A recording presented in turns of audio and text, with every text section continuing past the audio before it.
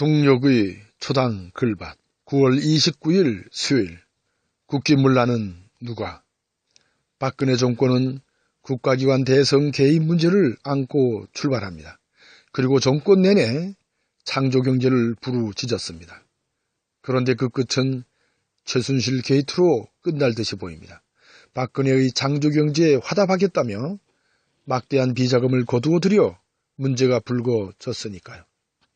새롭게 불법으로 급조하여 탄생한 미르재단, K스포츠재단이 그 중심에 놓여 있습니다.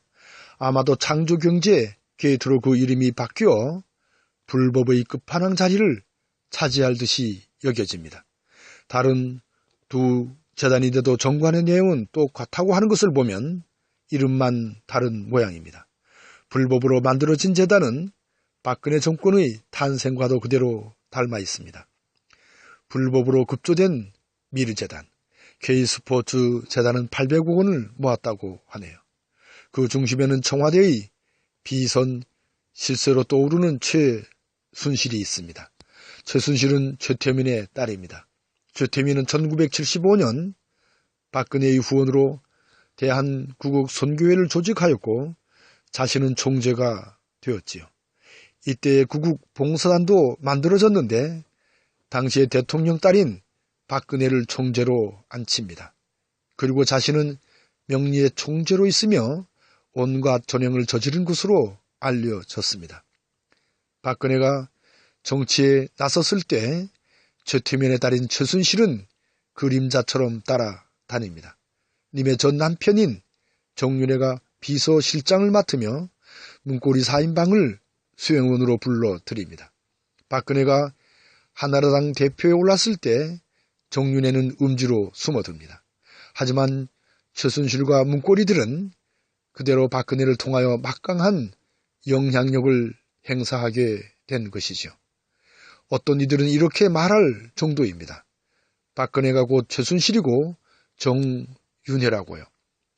박근혜 정권의 최고 실세로 알려졌던 김기춘조차도 문고리를 넘지 못했다고 봅니다. 그 문고리의 윗선으로 최순실과 정윤회가 버티고 있다고 보았으니까요.